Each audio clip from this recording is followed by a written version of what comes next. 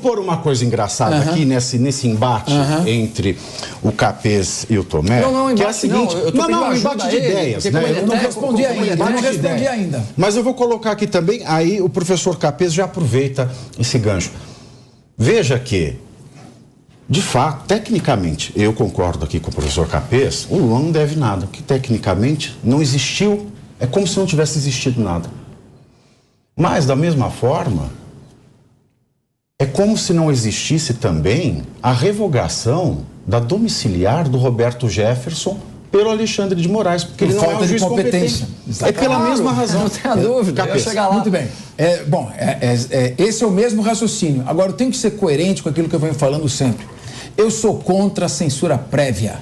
O debate político deve ser livre, as ideias devem transitar livremente, as pessoas são livres para interpretarem, contextualizarem como bem entendem. É absolutamente legítimo que o lado do candidato Jair Bolsonaro diga que ele deve à justiça porque ele foi condenado em primeira instância, em segunda instância, no STJ, que o Supremo Tribunal Federal já havia pronunciado a competência da Vara Federal de Curitiba para depois, sabe-se lá por quê, ter mudado a opinião. E é legítimo também que os candidatos, que os aliados à candidatura petista digam não, uma vez que foi anulado, ele não deve mais nada à justiça, ele não foi condenado. Isso é bonito, é o debate. O que eu acho equivocado é o Tribunal Superior Eleitoral se meter nesse debate, alijar os candidatos, os seus partidários da livre expressão do pensamento e estabelecer o direito a si próprio, o tribunal, de retirar frases que ele antecipadamente considera inverídicas, a critério da sua interpretação. As questões que são colocadas demandam interpretação, ponto de vista. Isso tem que ser deixado a critério dos debatedores, porque, eu repito, eleitor não é gado para ser conduzido pela justiça de um lado ou para outro. Ele tem que ter a liberdade de receber todas as informações, de verificar, inclusive naquelas que são falsas, ter acesso ao desmentido dessas informações falsas e assim por diante. Agora, no momento em que a questão de competência, como o Tiago Pavinato coloca, a questão da competência, surge uma ordem emanada de uma autoridade incompetente, é uma ordem legal. Exato. E, Bissoli, a gente está vendo aqui esse cenário, a gente viu a negativa do ministro Edson Fachin, não se tem esperança de que o pleno do STF vá julgar essa causa. Nós temos aí uma medida, essa resolução, que não é só inconstitucional, ela é indecente, né? Ela é absolutamente indecente. Nós temos uma afronta clara ao devido processo legal, à democracia, a todos os códigos e leis em vigor neste país.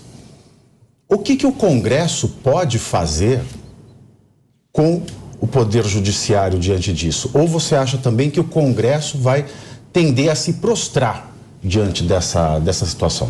Eu acho que o Congresso terá uma oportunidade única na próxima legislatura de justamente organizando algumas ações em relação a esses novos parlamentares que lá chegam e que são críticos dessas ações autoritárias também do Poder Judiciário e promoverem alterações constitucionais, como, por exemplo, definir que esse princípio da anterioridade, que há 1 ano da eleição você não pode mudar nenhuma regra do jogo, se constitucionalize isso, ou seja, por meio de uma PEC que coloque que as decisões judiciais também não possam ser aplicadas se não existentes a menos de 1 ano da eleição. Com isso você evita que as chamadas jurisprudências, resoluções de última hora e tantos outros jeitinhos que a justiça possa achar para intervir no pleito eleitoral não valha para aquela eleição. É trazer uma PEC que traga claramente esse texto de que as decisões judiciais, resoluções ou quaisquer decisões emanadas do Poder Judiciário, inclusive as excepcionalíssimas, agora a gente tem um termo novo que precisa ser previsto, não devem ser aplicadas para aquele pleito, a não ser o pleito vindouro, quando isso já estiver a menos de 1 ano da eleição. Essa é a lei, né? O próprio Congresso, que é o que faz as leis, ele só pode legislar até 1 ano antes. As resoluções podem ir até março, 5 de março. Né? Como bem lembrou o professor Capês. Só aí nós temos 2 afrontas. A afronta à própria competência de legislar e o prazo para legislar sobre o assunto.